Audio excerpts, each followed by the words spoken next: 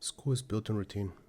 Morning alarms going off, backpack sitting by the door, teachers taking attendance, supposed to feel ordinary, safe. But over the past few decades, some school days have ended very differently. A tower in Texas, an elementary school in California, a high school in Colorado, different places, different years, but the same question every time. How did this happen? This isn't about obsessing over the attackers. It's about understanding the pattern. Warning signs that were there, systems that didn't catch them, communities that now think of time as before and after. When you look at these strategies one by one, they feel isolated, like horrible random events. But when you line them up, they tell a different story. This is that story. Because every single one of these days started the same way, as just another ordinary morning.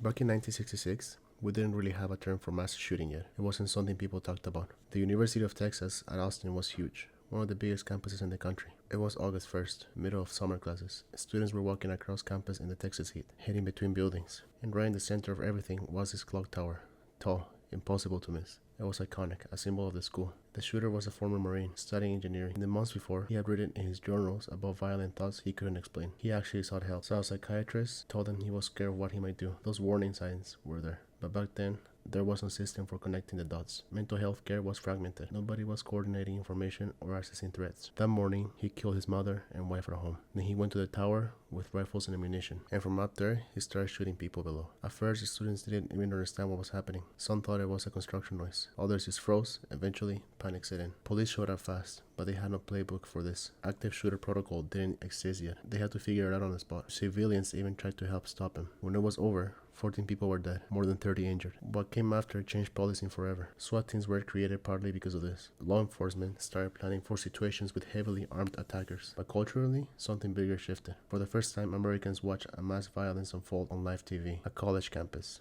a place that was supposed to be safe, became the center of national trauma. It was the beginning of something we're still living with.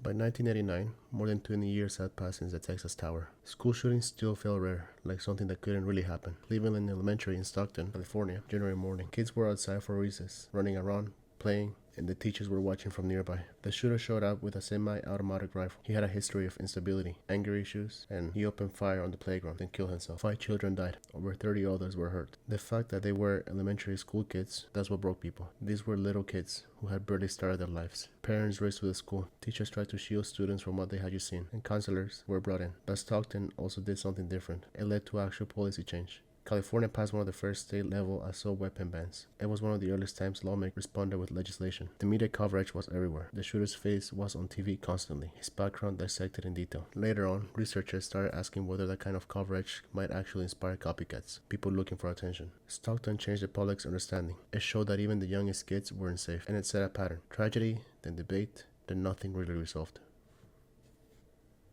Columbine High School, Littleton, Colorado, April 1999. Just a normal suburban school. Kids were thinking about prom, seniors, planning graduation. The internet was still pretty new. The 2 shooters had been planning for over a year. They documented everything, journal, home videos. They built their anger into an identity. One of them had even been reported to the police before for making online threats. Warning signs were everywhere. Violent writing, concerning behavior, minor crimes, but nobody connected them into a full picture. There was no system for that. On April 20 of 1999, 13 people were killed. It happened on live television. News helicopters filming students evacuating with their hands up. Parents standing outside, terrified. Columbine changed everything. Schools across the country started doing lockdown drills. Security cameras went up. Resource officers were assigned to campuses. Emergency planning became standard. But Columbine also created something darker. The shooters became famous.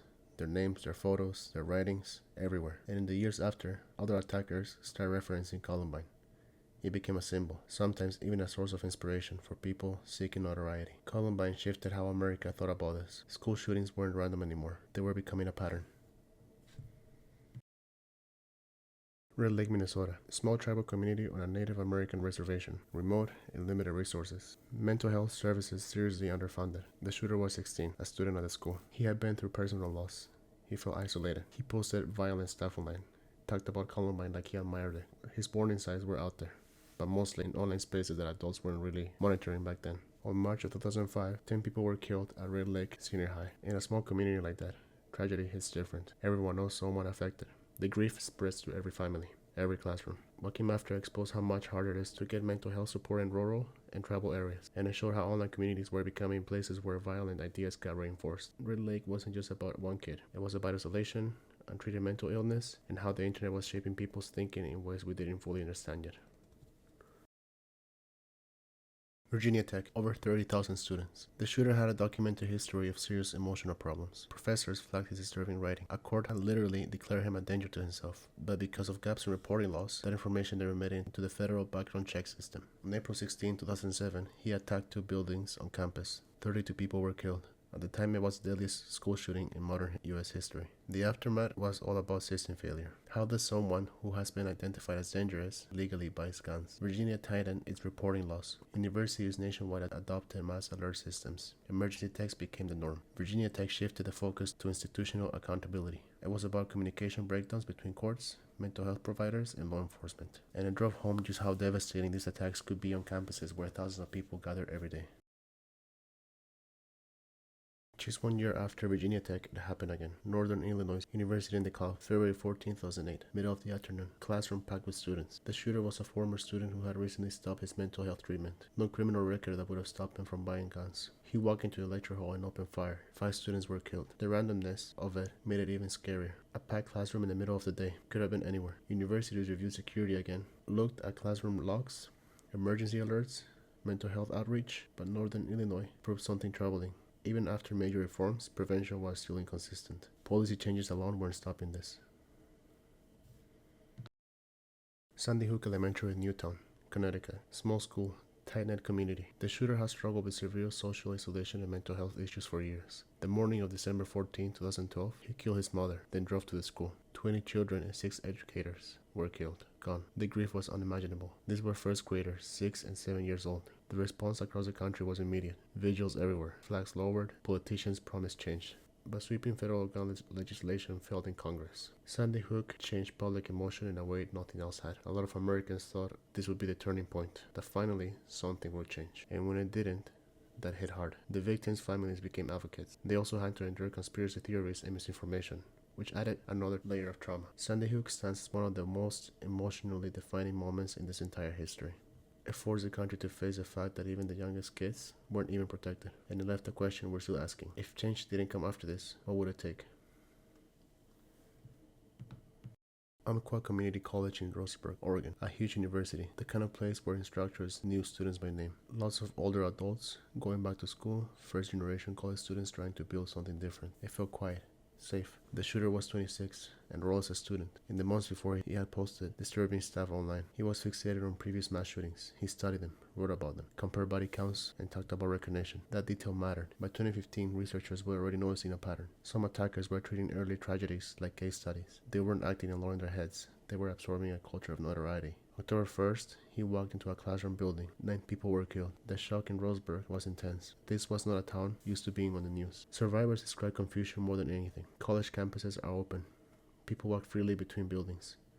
There is no security checkpoint. That openness suddenly felt dangerous. Afterward, people talked about his manifesto. He wrote about fame, about previous attackers. He analyzed media coverage. He knew that mass violence would get attention.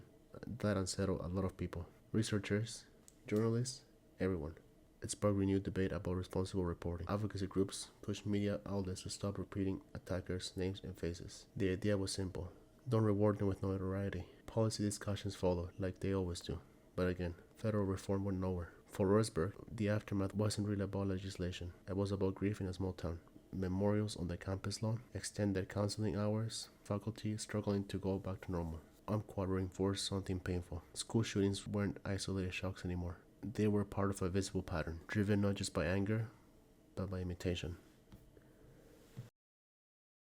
Marjorie Stoneman Douglas High School in Parkland, Florida. Big suburban campus, sports, clubs, seniors getting ready for college. On February 14, 2018, Valentine's Day, kids were carrying balloons and handing out flowers between classes. The shooter was a former student who had been expelled. His history wasn't hidden. Repeated disciplinary problems, posted threats online, showed violent behavior. Police had been called to his house multiple times. The FBI had received a tip weeks earlier warning he might carry out a school shooting. The warning signs were everywhere, and somehow they didn't lead to prevention. 17 students and staff killed. The aftermath was chaotic. Parents waiting outside desperate, hospitals flooded, vigils that same night. But what happened next made Parkland different. Within days, the surviving students were speaking out. They didn't wait for adults to take over. They called out lawmakers by name. They challenged policies directly. They demanded a change. The March for Our Lives movement formed almost immediately. Students went to Washington, D.C.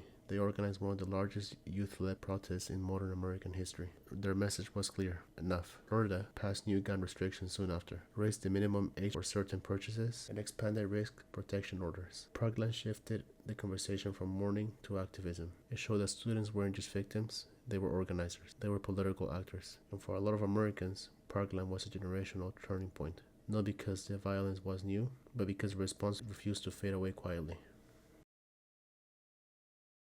3 months after Parkland, it happened again. Santa Fe, Texas, a small town southeast of Houston. Everyone knew each other. May 18, 2018, 10 people killed at Santa Fe High School. The shooter was a student. Classmates said he was quiet, withdrawn. Some remember troubling behavior, like always. The signs seemed clearer in hindsight. The timing made it worse. The country was still debating Parkland. Protests were still happening. Policies were still being discussed. And yet another school became a headline. Santa Fe didn't produce the same national activism. Instead, it deepened this feeling of exhaustion. In Texas, school districts reviewed safety protocols. Some added armed security. Others invested in mental health programs and threat assessment teams. Groups designed to catch warning signs early. Threat assessment started gaining traction after Santa Fe. The idea was to evaluate behavior before it escalated, not to wait for a crisis. But for Santa Fe community, policy felt distant. The reality was empty desks, incomplete graduation ceremonies. Santa Fe reinforced that painful rhythm Americans had come to recognize. Shock, grief, debate, then silence. But for the families, the silence never really comes. Oxford, Michigan, a community that thought of itself as safe and stable. November 30th, 2021. That image shattered. The shooter was a 15-year-old student. In the days before, teachers noticed disturbing drawings on his schoolwork. Images of violence, written messages about despair, phrases suggesting he wanted to hurt others and himself. School officials called his parents in for a meeting the morning of the attack, showed them the drawings, told them to get their son counseling. He stayed at school. Hours later, 4 students were dead. What came after Oxford brought something new. Parental accountability. The gun he used had been bought by his parents just days before. Prosecutors charged both parents with involuntary manslaughter. They argued the parents ignored clear warning signs and gave him access to the weapon. It was the first time parents were convicted in connection with a major assault school shooting like this. The legal shift was significant. It said responsibility might go beyond just the person who would pull the trigger. Oxford also put up a spotlight on the leakage, when attackers communicate their plans beforehand.